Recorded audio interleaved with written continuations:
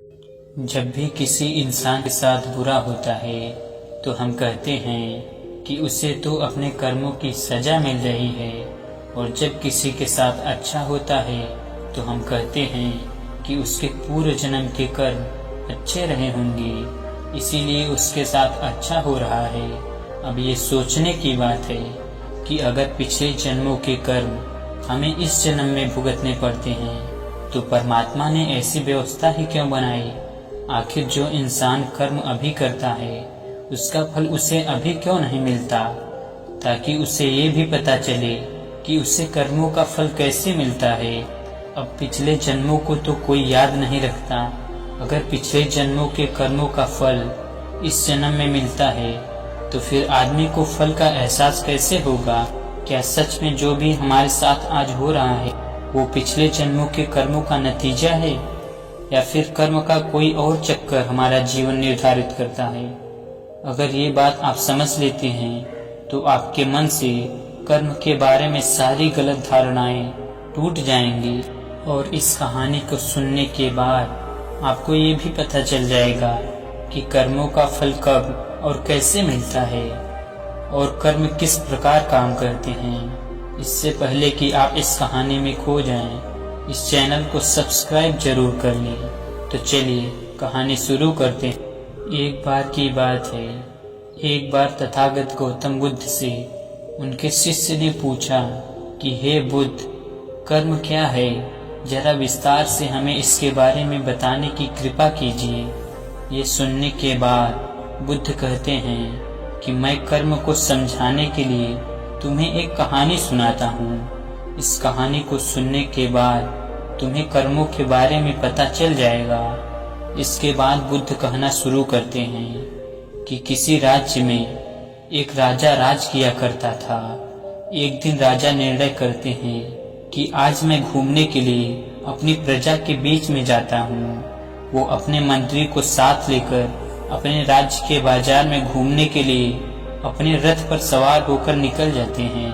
राजा अपने राज्य की सुख समृद्धि देखकर बहुत ही प्रसन्न होता है। ऐसे ही अपने मंत्री के साथ बातें करते हुए राजा की नजर एक दुकानदार पर पड़ती है, जो उसे गौर से देखने के बाद राजा मंत्री से कहता है कि मंत्री, पता नहीं क्यों मेरे मन में अचानक ये ख्याल आया कि मैं इस दुकानदार को फांसी की सजा सुना दूं।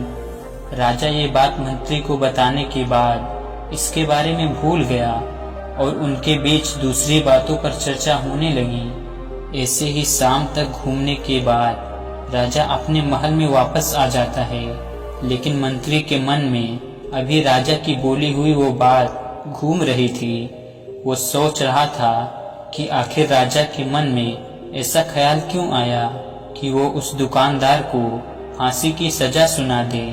बिना कोई बात किए ऐसा ख्याल किसी के मन में कैसे आ सकता है? इसी सोच विचार के कारण वो मंत्री रात भर सो नहीं पाया, और सुबह उठते ही वो उस बाजार के तरफ निकल गया जहाँ पर उस दुकानदार की दुकान थी। वहाँ पहुँचने के बाद उस मंत्री ने आसपास के लोगों से दुकानदार के बारे में पूछना शुरू किया। कुछ लोगों से बात करने के बाद मंत्री को पता चला कि वो दुकानदार अक्सर किसी से बात नहीं करता। वो हमेशा चुप चुप रहता है, और ऐसा लगता है कि वो बहुत दुखी है। लोगों से दुकानदार के बारे में ये बात सुनने के बाद वो मंत्री उस दुकानदार के पास जाता है और उससे पूछता है कि तुम इतने दुखी क्यों रहते हो? इस पर वो कहता है कि हाँ, मैं अक्सर बहुत दुखी रहता हूँ। मैं चंदन की लकड़ियाँ बेचता हूँ। अक्सर लोग मेरे दुकानदार पर आते हैं, मेरी लकड़ियों को देखते हैं, उनकी तारीफ भी करते हैं, लेकिन मेरी लकड़ियों को कोई खरीदता नहीं है। इसीलिए मुझे इस व्यापार में घाटा ही घाटा हो रहा है, और यही कारण है कि मैं कभी किसी से ज़्यादा बात नहीं करता और अक्सर दुखी ही रहता हूँ। ये सुनने के बाद भी मंत्री को समझ नहीं आ रहा था कि आखिर राजा को इसे फांसी देने का ख्याल कैसे उठा। उसके मंत्री उस दुकानदार से पूछता है कि मान लो अगर तुम्हारी कोई भी लकड़ी ना बिके तो तुम क्या करोगे? ये सुनकर दुकानदार गुस्से में कहता है कि फिर मैं इस राज्य के राजा के मरने का इंतजार करूंगा।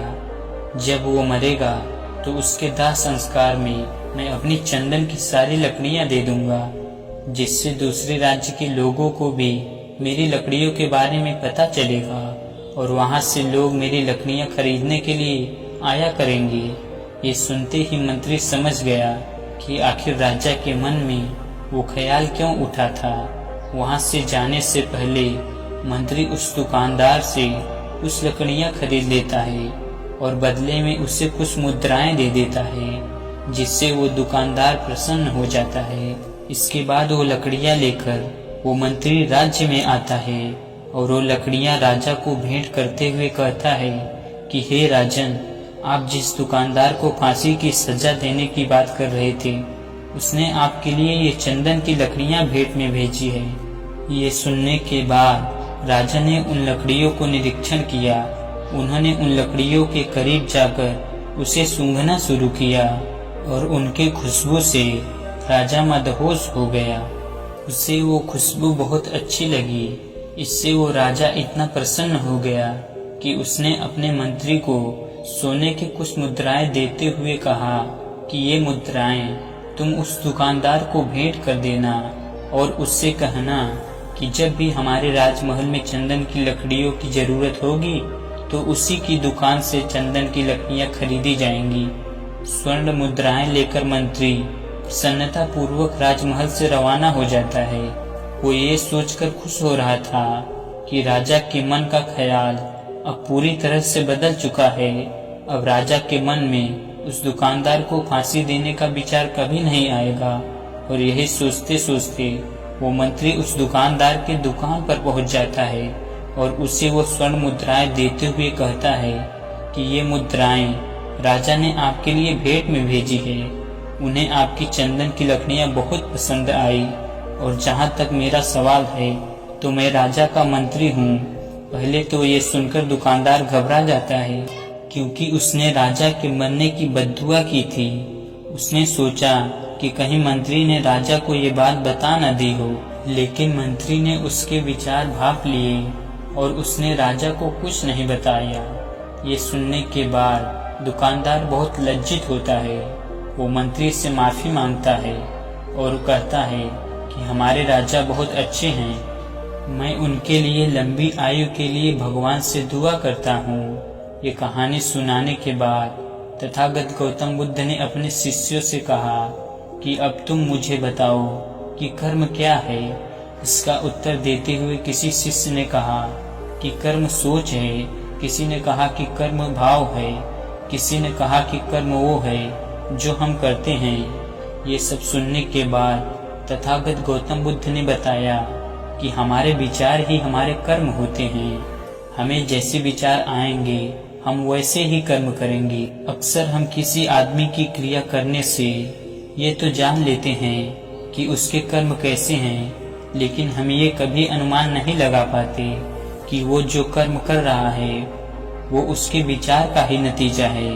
ये कर्म करने से पहले उसके मन में उस कर्म को करने का विचार उठा होगा और उसी के बाद उसने वो कर्म किया होगा। हम भी अक्सर जब कर्म करते हैं तो हम शारीरिक रूप से ही कर्म का आकलन करते हैं। हम कभी भी अपने विचारों का निरीक्षण नहीं करते कि उस कर्म को करने के लिए हमारे विचार कैसे पनप रहे हैं, और हम जैसे कर्म करते हैं हमें उसका फल भी वैसा ही मिलता है और वो हमें उसी वक्त मिलता है। कुछ लोग सोचते हैं कि अगर ये बुरे कर्म कर रहा है तो इसे इसका परिणाम अगले जन्म में भुगतना ही पड़ेगा, लेकिन ये धारणा बिल्कुल गलत है। परमात्मा कोई ऐसी व्यवस्था बना ही नहीं सकता जिससे हमें अपने पिछले जन्मों के कर्म इस जन्म में भोगने पड़े। परमात्मा कोई लेखा जोखा रखने वाला गणितज्ञ नहीं है। अब आप ये सोच रहे होंगे कि अगर हमें अपने कर्मों का फल उसी वक्त मिलता है तो हमें पता क्यों नहीं चलता है। अगर आपने कभी गौर किया हो, कभी ध्यान किया हो, तो जब आपको गुस्सा आता है तो आपका मन कितना अशांत हो जाता है, आपके विचारों में कितनी खलबली मच जाती है, जिसकी वजह से आपको शारीरिक और मानसिक रूप से कितनी यातना सहनी पड़ती है। आदमी गुस्सा तो किसी और पे करता है, लेकिन यातना वही सहता है। इसी कारण अगर कोई आदमी अच्छा काम करता है, दान दक्षिणा करता है, यदि दूसरे की मदद करता है, तो उसी वक्त उसके मन को कितनी शांति मिलती है, उसके मन को कितना आनंद प्राप्त होता है। और ये सब ठीक उसी समय होता है जब वो कर्म कर रहा होता है। कर्म करने के बाद या कर्म करने से पहले हमें उस कर्म का फल नहीं मिल रहा था। ये कर्म का फल हमें कर्म करते वक्त मिल रहा था। हर क्रिया की प्रतिक्रिया होती है। जो भी क्रिया हम करेंगे उसकी प्रतिक्रिया अभी होगी। उदाहरण के तौर पर जब कोई गेंद हम दीवार पर फेंकते हैं तो वो दीवार से टकराकर हमारे पास आती है। गेंद का फेंकना और उसका दीवार से टकराकर वापस आना, ये उसी पल हुआ था जब हमने गेंद फेंकी थी। ऐसा नहीं हुआ कि हमने आज गेंद फेंकी और वो टकराकर कल हमारे पास वापस आ रही है। उसी तरह जिस समय हम कर्म करते हैं उसकी प्रतिक्रिया भी उसी समय होती है।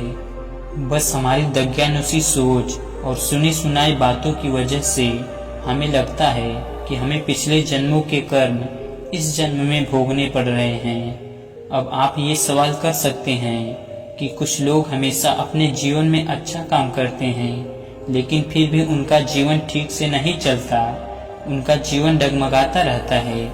उन्होंने कोई बुरा काम नहीं किया होता, फिर भी दुख उनके जीवन में आते रहते हैं। ऐसा क्यों होता है? तो इस बात को भी समझ लेना जरूरी है। जब भी हम बार बार एक ही तरीके के काम करते हैं तो वो हमारे संस्कार बन जाते हैं और संस्कार हमारी आत्मा से चिपक जाते हैं। हम मरने के बाद अपना शरीर तो छोड़ देते हैं, लेकिन जो संस्कार हम निर्मित कर लिए हैं वो हमारे साथ ही जुड़े रह जाते हैं। और जब हम कोई अगला जन्म लेते हैं तो वही संस्कार हमारे साथ जन्म लेते हैं। इसीलिए दो बच्चों के सोचने में और उनके कर्म करने में बहुत भेद होता है। हालांकि ये सोचने की बात है कि पैदा होते ही तो उन्होंने कुछ भी नहीं सीखा है, लेकिन फिर भी दोनों बच्चे अलग अलग तरीके से काम क्यों करते हैं? ये उन दोनों बच्चों के अलग अलग संस्कार होते हैं जो उनमें अलग अलग तरीके से कर्म करवाते हैं, अलग अलग तरह से उनकी सोच निर्मित करते हैं। कोई बच्चा पैदा होते ही गुस्सैल पैदा हो जाता है